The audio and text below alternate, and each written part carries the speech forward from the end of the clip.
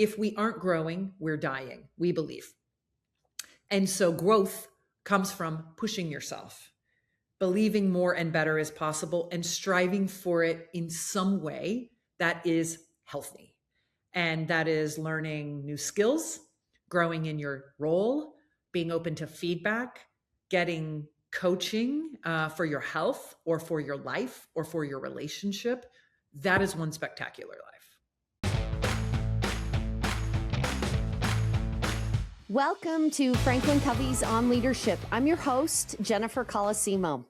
Today's guest is Kat Cole, CEO of AG1, formerly known as Athletic Greens, and one of today's most respected voices on leadership, growth, and human potential. As organizations navigate AI, constant change, and increasing complexity, we explore why this moment is not just one of disruption, but one of extraordinary opportunity for leaders. We talk about what great leaders believe about people, the tensions every leader must learn to navigate, and the ordinary habits that create extraordinary leadership. How leaders build trust, unlock potential, and shape the future of the organizations and people they serve. Kat, welcome to On Leadership. Thanks for having me. I have so many things I'm excited to talk with you about. You are the CEO of AG1 and have quite a career leading other brands. I shared with you before we started where I live, and I have some specific friends that listen to this podcast, huge fans of AG1. And my son-in-law, who is also an athlete, but also a big fan of one of the other brands you led, Cinnabon. We can't walk past the Cinnabon without stopping. So want to talk to you about brand, want to talk to you about customer. To get us started, you've led through and continue to high growth, innovation, all the exciting disruption and change and opportunity. And you've also led through times that maybe you didn't know what was coming. You've had lots of disruption. Are there pivotal moments in your career that have helped you develop your theory of leadership, particularly in continuous change? Yeah, there've been, many. I started leading teams when I was very young. When I was a teenager, I was a hostess at 17, a waitress at 18, but then started leading teams within the restaurants that I worked in at 18, started traveling around the world, opening franchises at 19, took my first corporate job, leading a small department at 20, and then grew within the company as it grew. So by the time I was 26, I was vice president of a company doing 800 million in revenue. So significant scale and responsibility, and was in that company, that was Hooters Restaurants, for almost 15 years, 14 and a half years.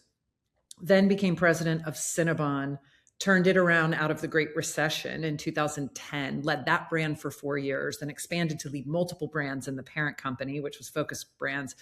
And then over that time frame, which was from 2010 to 2020. So just think about those bookends, the Great Recession and COVID. That was my beginning, and that was my wrapping up at Focus Brands 2021.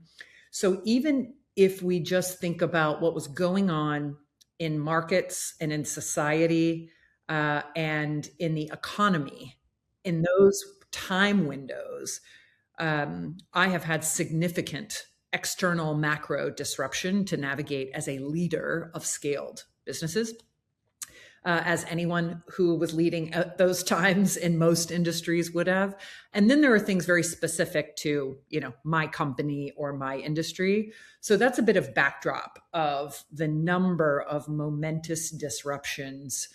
It almost looks like one of these long timelines of boom and bust.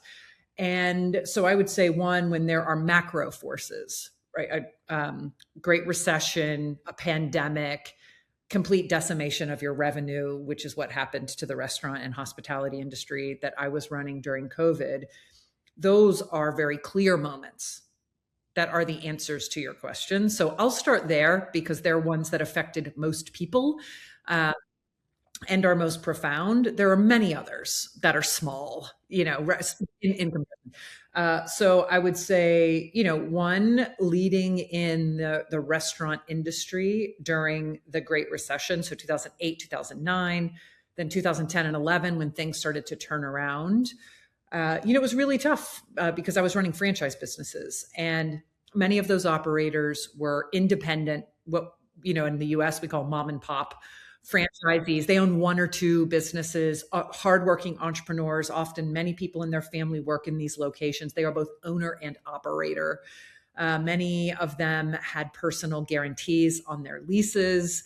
And so when all of a sudden foot traffic, which is what you would call your customer base in malls and airports, ceases to grow and starts declining because people have compressed discretionary income. They don't shop as much. They don't travel as much. So they don't spend as much money outside of what is absolutely critical, discretionary, right? And so that was a really hard time on those franchisees. And many of them were facing personal bankruptcy because of the personal guarantees. So both when I was leaving running larger restaurants and going into Cinnabon, which you mentioned, which was my first brand that I was the president and CEO of, a lot of small franchisees were in trouble. I took over a business where the operators were in financial duress, but the brand was beloved. And so I learned so much in that window of time, which was 2010, about how to get in, roll up my sleeves, be with people who are doing the work, but who are in trouble, and find both the honesty about what's broken that really matters to try to fix it, and the optimism of what is possible to revive some of the belief that's been depressed. And I would say that's a playbook. Anytime times are tough, you need a degree of practicality and intellectual honesty. Sometimes I call it being clear-eyed about what's broken, what really matters the most, and a best practice, or at least some effort on how to fix it. Make what is declining stop declining. Maybe it's not create growth, but less bad is often the best you can do. And then on the other side, you need to bring some hope and some belief, or find it in the organization and bring it out. A decade later, when COVID hit, I would be called upon to bring those same skills, as would my leadership team. Focus on what really matters, which at that point was people's safety and cash to keep operating the business because the revenue was gone. So you had to really focus on like cash and people, and then help people navigate uncertainty that existed for everyone. No one had the answers. No one had the playbook. Every city was navigating things differently. And I was used to being in a position of authority, of clarity. I know the brands, I know the laws, I know the regulations, I can help you, where all of that was gone. And we were all in a boat of uncertainty together. So having clear focus on protecting capital, protecting resources needed to continue to be viable and operate, and protecting people, just having a prioritization of safety, even if it wasn't fun, even if everyone didn't agree with it. Those would both be almost those bookends of 2010 and 2020. Know how to prioritize what matters, be willing to take unpopular action on the few things that matter most, and then find belief, not delusional positivity, just belief. What is possible? What can we do? It's very obvious what we can't do, but what can we do? So those would be characteristics or leadership traits, I would say, that in those macro moments of unexpected change and transition are the answers for how to work through it more effectively than other people. Well, I think you pointed out some things that leaders at different levels struggle with. So I'd like to go a little bit deeper.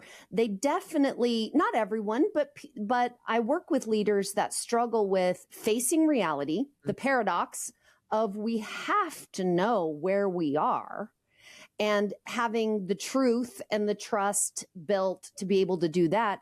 And on the other hand, not, as you said, unrealistic optimism, but belief that here are the things we can do.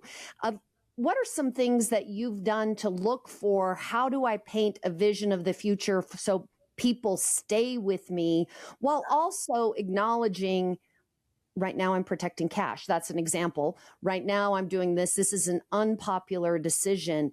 That it is a lot for leaders. So tell us just a little bit, maybe your thinking process or how you've been able to find the future for the vision, the clarity. One of the ways we see people really struggling right now is no one knows everything about AI. No one knows everything about AI, even if you are an AI first CEO. So, how do you help people with this? This is what I do know, and here's my vision for the future. I would say the answer to that varies based on the scale of your team and business. If you are a solopreneur, a small business owner, you have a small team, then you alone can communicate certain things in certain ways that will help bring people along. If you have levels and layers to your organization, more people, more distance, more geographic spread, then just you alone communicating effectively to the masses does not work. You have to have more of a sequenced approach. I've learned the most important first step is my immediate team, the other leaders in the company. Do we see things the same or similarly first before I go try to get the whole organization to see things similarly? So I remember I'm thinking of two times. One, when I was at Focus Brands and the franchisees were navigating the Great Recession, as I mentioned, and there was some innovation opportunity in the business, but they were afraid of doing things differently, even though that was a period of time they should have been happy to do anything differently because anything different has a chance for a better outcome. But actually, the franchisees resisted, for example, launching smaller portions or different menu items. It's not that those things weren't intuitive. They were. If you talk to customers, which I did, if you talk to managers, which I did, the themes of we should have smaller portions, we should have more portable products, we should have lower price points because it's the recession and people need more affordability. I mean, the insights were screaming from the employees and the company, but when the leadership team and I recommended the solution, responding to those opportunities, they were scared of change because there was already so much uncertainty. At the same time, running even in a hyper growth, more relevant company, to your point, at AG1, we're a daily foundational nutrition supplement. We're in one of the fastest growing consumer spaces, wellness and health and nutrition and longevity. And when I joined the company, we were one product and one channel, and built a business doing $500 million in revenue with that one product, just AG1, the daily health drink that is a green powder that combines your multivitamin, your pro and prebiotics, and your superfoods and whole foods, had grown so much on its own. But eventually it was time to bridge into retail, brick and mortar. Eventually it was time to launch a second product, which we did with AGZ, our sleep product. But that wasn't necessarily popular with everyone internally. In both cases, launching smaller portions at Cinnabon or Auntie Anne's, two of our brands we had during the recession, or bridging from our legacy channel to something new at AG1, often in a company with any significant number of employees, you will have some people who agree with change and want it, and some people who don't. So the first step is confront reality. Are we seeing reality the same way? And there's two ways to do that. And again, if you're with a small group, you can just communicate this directly to your team. If you're with a larger group, you have to get layers on board before you communicate it to everyone. And if things are going not well, then it's a little easier to confront reality. You can show charts, tables, performance. You just kind of put the numbers in front of everyone's face and say, whatever we're doing is clearly not leading to something better. It doesn't mean everything is bad. Maybe some good things you're doing are preventing it from being worse, and you've got to acknowledge that. But confront reality. Then point out examples of what is better out in the marketplace. It doesn't mean it's all relevant to you, but it at least demonstrates better is possible. That is also the technique I've learned to use when things are going great. It is very difficult to get people to change when things are going well. Because they think, why? It's working. But if there is but if there is an example of a company externally that is doing something even more, better, greater, with less talent, with less brand recognition, with fewer resources, that's something the team should pay attention to. Something different and better is possible. And if we love what we're doing too much, we may unknowingly be supporting behaviors or resource allocation that are preventing us from being even better. And so those are the techniques. You show the data if it's already declining, or you point out a different company or example of people doing more with less, and use that to confront reality and get people to answer the question, is different and better possible? Yes. Is different and better relevant to us? And could it be good for us?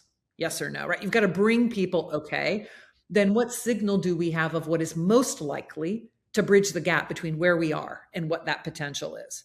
And then you focus on that. Then find that. So that's step one, confront reality. Second step is find the coalition of the willing. There's always someone in the company who's actually been wanting you to do these things. They've been nudging, they've been the sand in the oyster. They've been the squeaky wheel. They've been the person complaining that you're not leveraging AI, or that you're not leaning into smaller portions, or that you should have a second product, or you should go into retail there's always someone. Find those people and have them be a part of the experiment, of the learning. Then when you prove it out or do tests or take a step, those people can also be a part of selling the concept or bringing others along, not just you. So confront reality, find the coalition of the willing, and then let those people who are deep in the work be a part of leading the transformation. Here's the truth. Uncertainty and disruption, change, might be one of the biggest opportunities you have as a leader to make a bold move, to listen deeper, and to answer with clarity the questions your team and organization might be avoiding. Franklin Covey's new guide, From Shock to Strategic Advantage, breaks down exactly how leaders can turn chaos into agility, innovation, and real competitive edge. So if things feel unpredictable right now, good. That's exactly when bold moves pay off. Grab your free copy in the show notes. Now, back to the show. Some really good, just to break it down, you've said it, confront reality, find the coalition of the willing, and involve them. With their involvement, there becomes more commitment, and you've got that to help lead through the change. Great. I want to talk a little bit about your organization and some of the values that keep your team so engaged. And then, of course, talk more about customer and the market. One I love, your first value listed is one spectacular life for the organization, which you don't often see. Of course, it's important that they follow with being customer obsessed and that we need results and to have high performance. But that one with one spectacular life. And then also I loved the amazing humans. No jerks allowed. Candor is cool and required. Tell us how you came up with your values, and with a primarily remote-based a remote workforce. Do you use that? Do you talk about it to engage people who are most often not together, even though, of course, you get together? Yeah. One, we do get together often. Work from home in a fully remote company, often for leaders, means travel often. Yes. So that I'm well aware of. Yes. So I tell people, like, pick your pain, pick your friction. The grass is not greener. There's always a tax you pay for any operating model. But this one works for us and we're native to it. We've always been fully remote and global since inception for 16 years before COVID. So one, the values came from, as many companies' values, deeply rooted in the founder's original approach, DNA, and ways of working. Two, we pulled language from our customers and from our team over time. And so something like One Spectacular Life was a lot of what led our founder to create AG1. He had his own health issues, modern solutions of separate pills and powders weren't working. He created this synergistic formula combining supplements and whole foods and fermented probiotics that helped his gut and immunity and energy. And then realized a lot of other people needed that help too. It was all in service of a mindset, which is we only have one spectacular life, at least in this body. And At least in this body. and so in service of that, in service of living this life, having a mindset that the body is worth investing in as the vessel that holds our soul, our spirit, our minutes, our days, our years, is one part of One Spectacular Life. The other is that is not just about either A, living forever. It's not about that. We're not a live forever company. And nor is it about just fun, YOLO, like let's just, do it all now, no matter the price. It really is about this idea of loving who you are and the journey you're on. And it leads to one of our other values, which is not just continuous improvement, but it used to be continuous improvement and it evolved to continuous pursuit of excellence. So One Spectacular Life may sound like taking lots of vacations. That is not what it is about. It is about prioritizing your health and your family.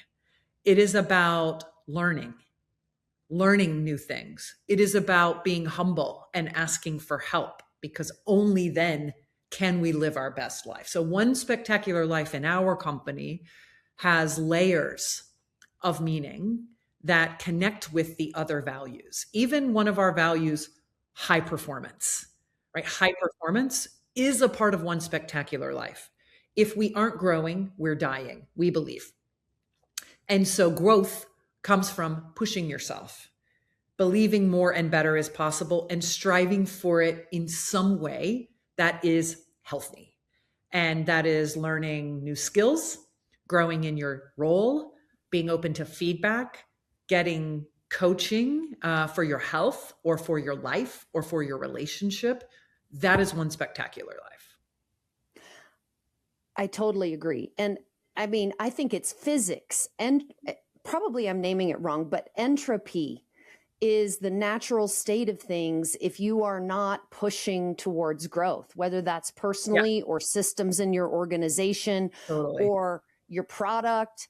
It has to be looking at where am I growing, even if it's laterally. I think some people hear about growth and think it must always be this, which it should be for the organization. But for people, it might be that I grew this way or this way or this way. Absolutely.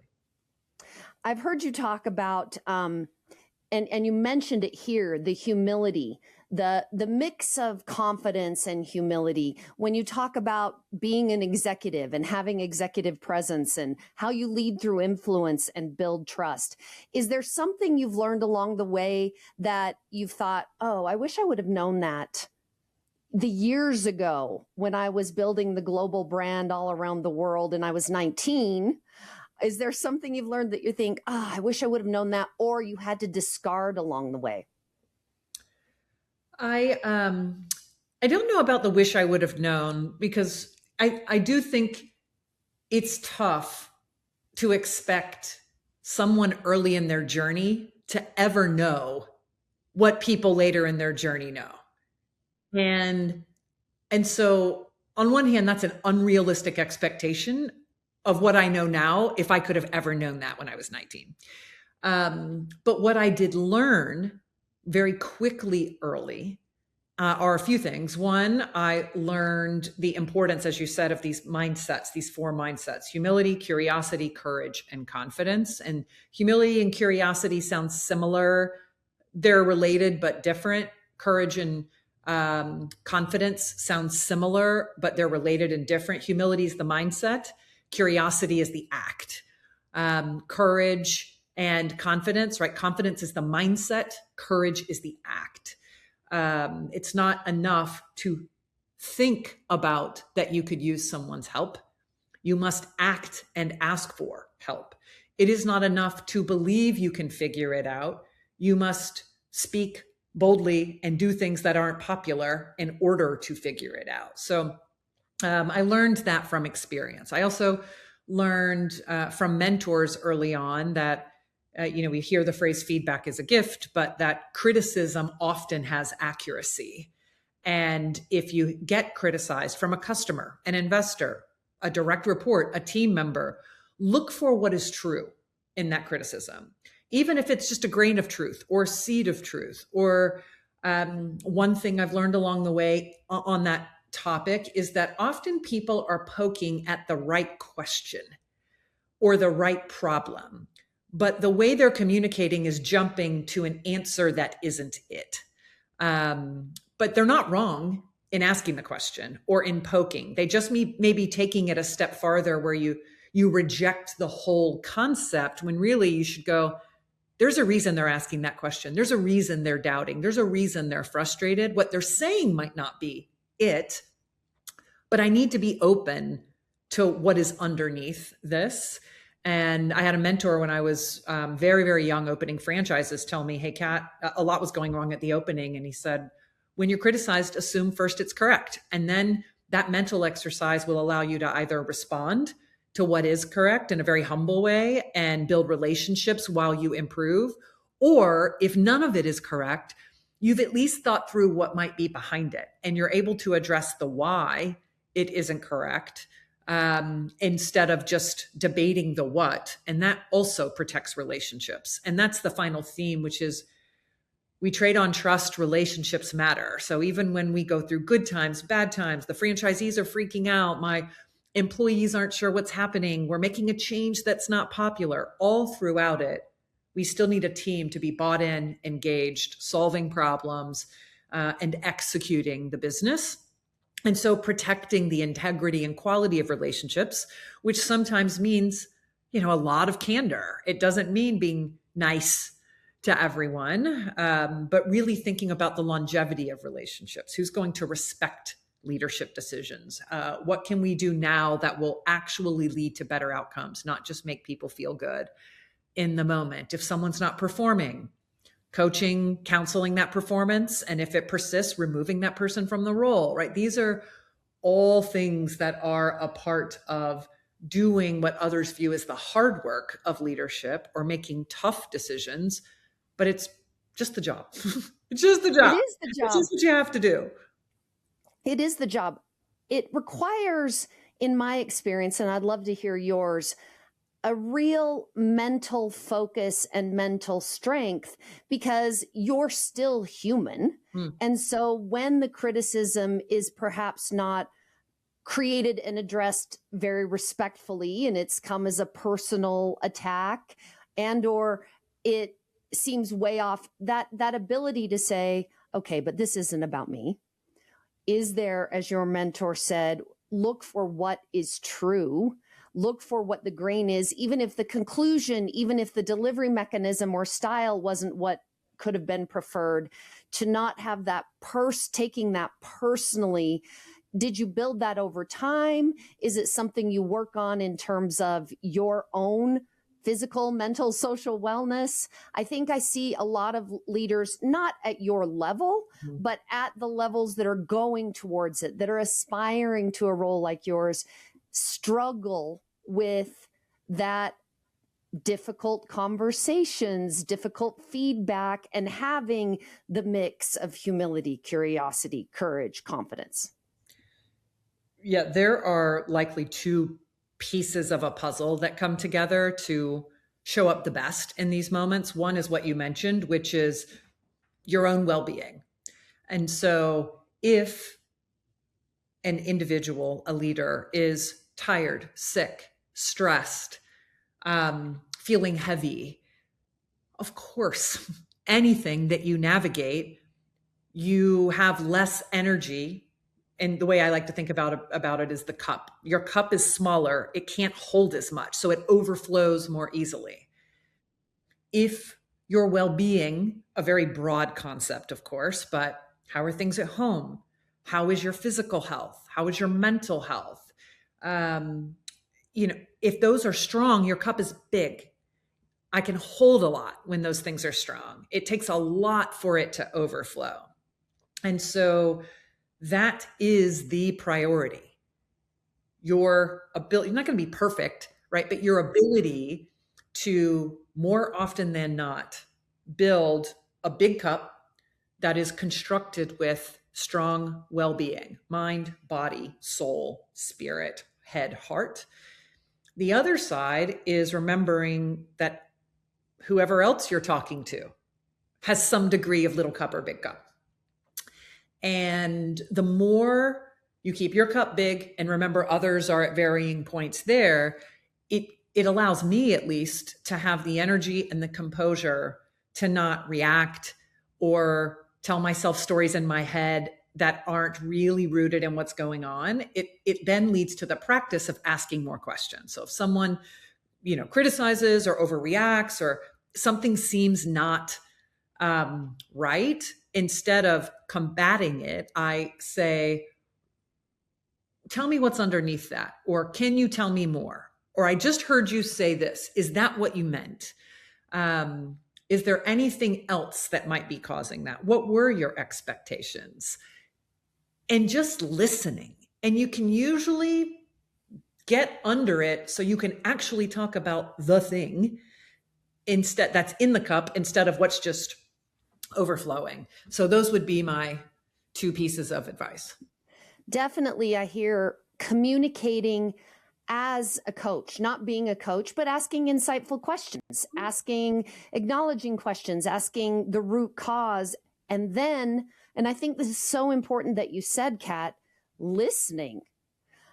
That whole, I can suspend whatever else is going on in my head to be able to listen to get to the depth. Love that metaphor of what is in the cup versus what might be overflowing based on where the size of their cup is right now. Yeah. I really appreciate your time with us. I don't want to leave before talking about a couple of things. Number one, what is next for AG1 that you would tell our listeners? I know you've got newer products on the market, growth. Tell us what's next. You can see a lot of it here. I know. I'll keep it in my home office as like a permanent backdrop. So many things. One, for 15 years, AG1 has been the most trusted and highly recommended daily foundational nutrition supplement.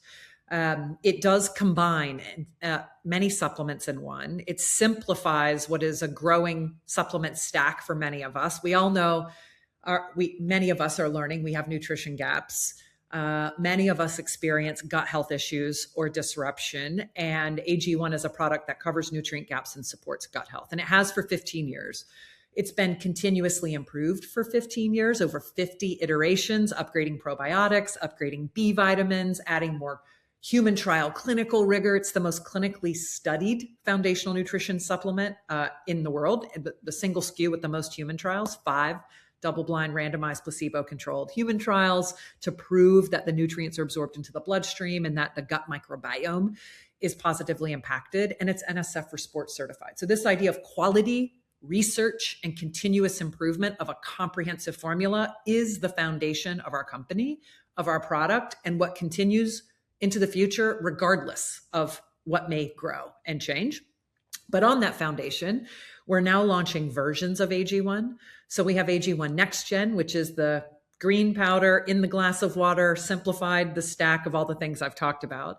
We recently launched AG1 Pro, where we built on that formula and added creatine and HMB for many of us looking to live long and strong, for muscle health support for women, in post menopause, for men looking to support their muscular growth, certainly for people on GLP-1s who have muscle atrophy as a concern. And so AG1 Pro is a plussed up version of AG1. Think like iPhone Pro, or 2 different models of Tesla. You have a preference for which one you prioritize that has the features that you want. And we'll have other versions of AG1 coming out very similarly. We launched AGZ a year ago, a melatonin-free sleep, stress and sleep support formula. It's incredible. I've been drinking it every night for almost 20 months now. And both of these products now, AG1, Next Gen, and AGZ, are available in retail. You can find them at Target. That's a new thing for us. So we'll keep expanding retailers. You can get AG1 at Costco, in addition to on our site. So the broadest variety of flavors and products are available at drinkag1.com. But in the last year, we've made the bold move to go meet customers where they are with versions of these products in retailers you trust, making it easier to try before you subscribe and get it delivered to your home conveniently. And so there's more of that in the future, more flavors, more versions, more iterations, more retailers. And I'm just so proud of the team and the millions more lives we're now able to touch and support with this expansion. Well, I could see the enthusiasm in your face. And of course, there's a big team that's built on. I'm, by the way, going to try AGZ. I haven't tried it yet. So it's so good. You have to send me your address. I will get you some. It's so good. With your recommendation of the 20 months, I'm thinking, okay, and there's not melatonin. And so I'm looking forward to trying that. You mentioned your team. And so as your last question, you have had a fabulous career. Of course, hard work, effort, been sacrifice as you've thought through things and choices that I've heard some of your stories of how you've tried to lead, how you have led through those difficult times, as well as high growth moments. Mm-hmm.